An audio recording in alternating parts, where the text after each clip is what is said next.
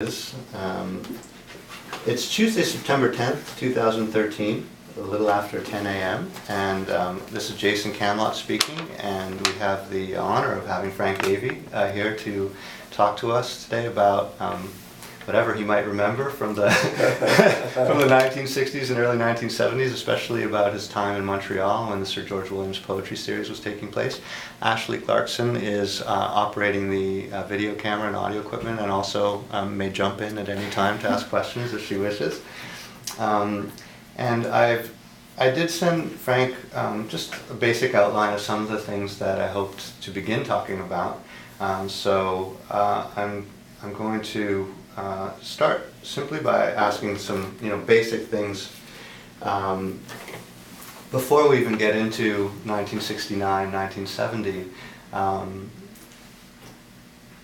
I've been beginning these interviews by asking people what their earliest memories of actually hearing poetry read, or what role at all the recitation, the oral delivery of poetry might have played in your formation as a poet and as a critic interested in poetry and poetics. So, I mean, whether you were forced to recite poetry in school, in elementary school, or whether your parents read poetry to you, or maybe you listened to Caedmon records or other poetry recordings that were at the time. So, are there any instances that come to mind about sort of early encounters with poetry orally rather than on the page? Yeah, we had a talent competition when I was in grade 2 in an elementary school that had 8 grades. Mm-hmm. And so the talent competition was for the whole school. And so you didn't compete against grade 2s, you just competed against everybody there. And I did 2 things. I played 2 pieces on the piano. I played the Evening Star from Wagner's opera, I think Lohengrin, I think it is, and English Country Gardens. And I also recited a poem that I had found in a magazine, and I won the entire competition. That's amazing. Did you win it for the combination of performances? I think it was for the combination. They didn't. No one specified which element was more responsible, but than any other. Yes. So, do you remember the poem that you recited? It was called "How to Succeed."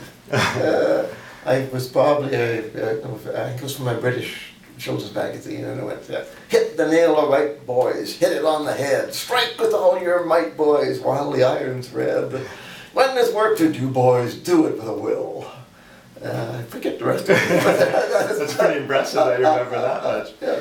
So it was in a children's periodical. I'm very interested in the history of periodicals that were, some often either very specifically or sometimes peripherally interested in presenting materials for recitation. In the 19th century, there were a lot of scrapbook recitation series that were published for people simply to use for parlor recitation, etc. Yes, well, the main influence in my family was my mother's mother, who was born in 1882, and she was the most intellectual of the members of the family. My mother often deferred to her even in matters of housekeeping, so it was an unusual family. Right. And so she was the one who ordered these magazines. She was the one who knew what magazines were available. My mother didn't. And right. She was the one who ordered these magazines that I think first of all a magazine called Wee Wisdom, and then another one called Open Roads for Boys. Both of these were British magazines because that was the world she was familiar with. Right. And I think she was also familiar with that tradition of elocution, of elocution lessons that children received when during the 1910s, 1920s. I think she was familiar with that tradition, although I don't remember whether anyone taught elocution where I was growing up. It was a very small dairy farming village. So. Mm. So did she come from England? Yes, she was born in Sunderland. Okay. Her family actually resided more in Hampsterley, and she spent a lot of her childhood in the little village of Hampsterley in County Durham. Okay. Her father was a pub keeper there, and yes. Huh. And she trained as a telegraph operator. Now, I've checked the census records, and most of the young women in her family before that, you know, her aunts and great aunts, etc., had trained as, you know, as chambermaids, you know, so as house servants, etc. That was what they did before they were married. Right. But she became a telegraph operator, and her one of her brothers became a ship's engineer, went all over the world. So this was at the moment in the Industrial Revolution when children were learning new trades. Absolutely. And yeah. It's fun. I spent this past summer, I was in the British Telecommunications Archives in London, reading on the history of the introduction of the telegraph in London, and that. Well, her village was on the first railroad line in the world. The one that ran from Darlington up to the collieries in County Durham. So she would have had early exposure to the technology then. Yeah, absolutely. Yes. That's really interesting. Yes. Yeah, and sort of journals like the Boy's Own Journal and these sort of young enculturation journals in a way that they were. Mm-hmm. They were often illustrated as well. I'm not sure if you remember. Yes. Like. Yeah, they were illustrated. And then it had poems. Would she actually sit down and read through them with you? And yes. And that's so your introduction to, you know, reading poetry out loud was really almost a typical Victorian one in certain ways. Yeah. That's right. Yes. Yeah. Then the second thing that happened when I was in grade 12 in this village, the senior English teacher who was responsible for the advanced courses was an ex-student of Earl Burney's. Okay. And had actually published poems as a student writer, and had, I think, perhaps taken even a non-crediting creative writing course with Earl. Mm-hmm.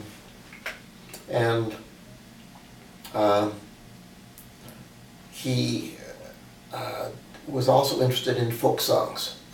He collected He collected the LPs of Richard Dyer Bennett and of Lead Belly, and sometimes played them in the class, and regarded. He also had a guitar, and he would sing these songs himself, and ones he composed himself. So he definitely treated poetry as an oral. As an oral medium. So you remember hearing, say, Lead Belly recordings in this classroom? In this classroom, in grade, when I was 16, 17. One of the interesting things for me about those Lomax recordings is, obviously he was sort of collecting these materials as an ethnographer of sorts, right? And he was creating a kind of persona for Lead Belly as well, right? Mm-hmm. But those recordings are a combination, right, of performance and narrative speech that contextualizes the performance, right? So it's not just an album of songs, right? But it's an album of, say, a particular art form contextualized by the performer with his own personal story and explaining, you know, process and all the kinds of things that became so typical of the poetry reading in the 1960s, which was a kind of event of context for the performance that was happening. There was always a combination of, you know, whether it's just typical introductions to the poem I'm about to read or the poet's banter, or as at the Vancouver Poetry Conference, actually, you know, poets interviewing each other on stage as a kind of performance, you know. Now, Alan Daw, his teacher, he also introduced Pete Seeger. Okay. And so many of the things he sang were almost poems, like, you know, the Winsboro Cotton Mill Blues, and the Ballad of Sigmund Freud.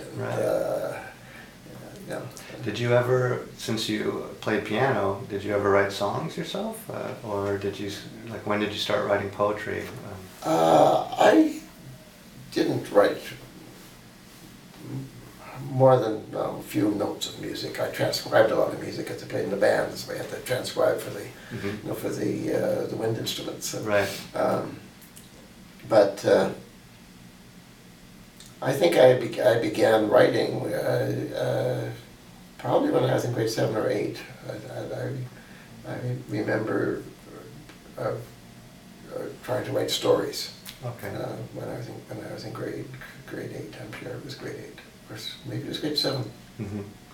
Yes. So you began writing short stories, or and what were the models that you were working from at the time? I guess Willa Cather. Yeah. It's hard to remember, but it's one that stands out. Yes. Right. I don't know whether Salinger was around in those days. Whether that's too early for Salinger. But I know I read Salinger in high school, but right. I can't remember what year. Yeah. And so when did you begin writing poetry? Was that a much later thing for you? I think I began writing poetry in university, probably between first and second year. Mm-hmm. Yes. Do you remember why you began writing poetry?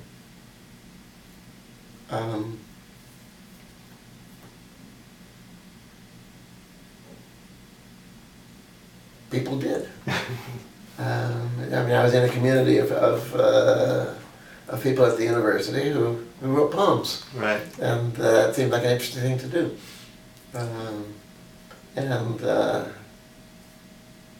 People were more into it. The students they were more into I guess it was the influence of the new criticism. They were more into the craft of poetry than they were into poetry as self-expression. Right. And so the models that I encountered quite early were those of Yeats, Dylan Thomas,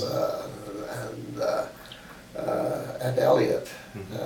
But more Eliot of the shorter poems, the preludes, than Eliot of the Wasteland. Did you ever hear any of the because all three of those poets were recorded, right, and have pretty stunning, no matter how you feel about their performances, recordings of them. Yes, I don't recall hearing their recordings. I do recall that I had a teacher, a woman named Ruth Humphrey at UBC for freshman English. And she had lived in England and known personally many of the literary people of the 1920s and 30s, while a student, I think, at Oxford. And she was passionate about Pound, passionate about Eliot. And so we spent extraordinary classroom hours on Pound's Mowbray and on Eliot's The Wasteland, and certainly that opened up the possibilities for what poetry could be and what one could do in poetry far beyond Yeats or Dylan Thomas. Right. Yes, and I think that probably influenced my thoughts about what could be done in poetry. It seemed like an open field. Right. Okay. Well, maybe for the listenership, you could say, where were you studying and where had you come from, just to give some context to your university experience. I mean, it's pretty well known, but it's pretty well known. Yes. Well, I mean, I grew up in the Fraser Valley in British Columbia, and there was one university in the province. And when people spoke about going to university, there was no question that it would be the University of British Columbia. Nobody even considered that other universities existed. But, right. Yes. Right. And so I went to UBC when I was 17, and met interesting people there immediately, like Carol Johnson, who became Carol Bolt, the playwright, and in second year met George Bowering and Maria Heinbach. Yes. Yeah, and that story's been well chronicled. So Yes. we won't spend too much time talking and of about course, those and years. I studied Chaucer with Earl Burney, who of course was very strong on the oral tradition, because that was the way in which poetry was presented in the medieval period. That's right. So that he was quite clear that Chaucer was to be understood aloud, and that was how the work was disseminated. And the same with the Beowulf poems. So I liked the medieval period, probably because of its orality. And I wrote one of my comprehensives in the medieval when I did my PhD. Yeah, I was going to ask about that because I think Earl Burney is one of the great Canadian poetry readers. He was an amazing performer of his own He was poetry. a very, very fine performer, Yeah. yes. And often would recite his poems from memory as well, which was kind of unique, it seemed to me. I don't recall that. I think he normally had a piece of paper handy. Yeah. Gwendolyn McEwen was the one who could reliably read from memory, Right. recite from memory. Yeah, But I think that caused some problems in her readings. That sometimes they seemed like more recitations Right. than they seemed like readings. Right, Yeah. right. That's interesting. So in Burney's classes, the medieval or Old English classes, he would have the students go around and read the text. It was partly Yes. a language course. Absolutely. Yes, yeah. that was it. Yes, it was. You had to be learning the Old English language at the same time. Yes, and yes, it was also a graduate course. I was in third year at the time, but half the class were MA students, the first graduate students that Were being UBC produced. was producing. Yeah. So I was very proud to get an A in that course. Yes. Was he a good teacher, would you say? Yes, yes. I think he was a superb teacher. Yeah. Superb at getting the interest and the enthusiasm, generating enthusiasm for the subject matter, not just interest. Mm-hmm. Many professors can get you to be interested in the material, but he actually got most of us to be quite enthusiastic about the work. How important was it, or what kind of, was it at all a factor that Earl Burney was also a poet, right? Taking medieval courses with him, how did he negotiate the creative side of his work with? It was always in conflict. In the book I wrote about him, that was one of the themes. He kept complaining about not having any time to write, but it was his own fault. Right. Because he kept undertaking academic projects that he thought would get him more prestigious academic positions. Right. And he had this split. He wanted to be a great poet. He wanted to be not just a remarkable Canadian poet. He wanted to be recognized in the United States and Britain. Mm-hmm. And worked very hard to get significant publication there, usually without much result. Right.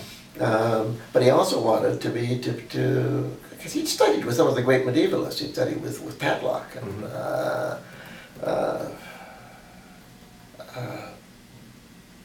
at Berkeley.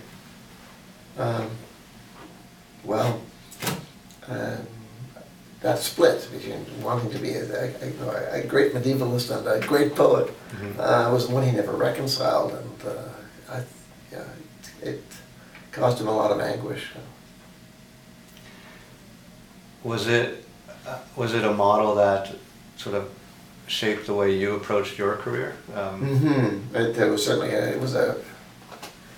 I read it as a warning, right, that unless you put your writing poetry first and were able to conceive of your academic career as a support to your writing career, that you would be in big trouble. Right. Yeah. So I think almost everything I investigated as a critic was something which would contribute toward my writing. Right. Yeah. So I guess I'm going to jump ahead in time a little bit, and since the focus of the interview, and we'll take about an hour to an hour and a half, as I said today, will be around your time in Montreal.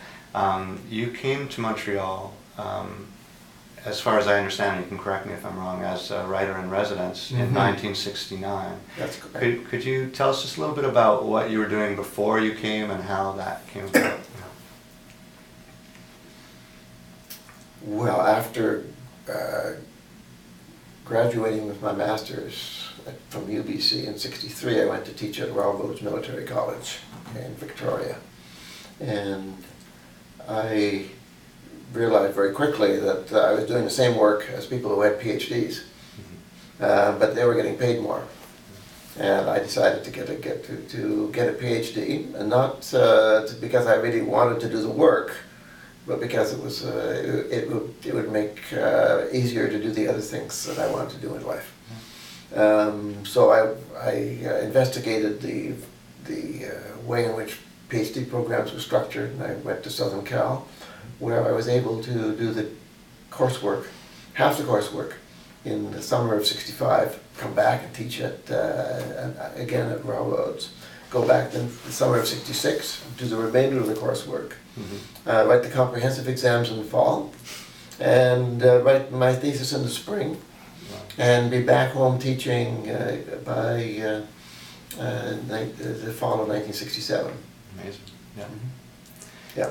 So Southern Cal was your choice primarily based on how their curriculum is structured, which would allow you to continue your teaching. And they allowed you to work your ass off, right, and make progress, whereas most PhD programs that I've looked at sort of shelter the student, and try to prevent them from getting stressed out and overworked, etc. Right. And forbid you for writing more than, well, at Western it's kind of ridiculous, from writing more than one comprehensive exam at a time. Right.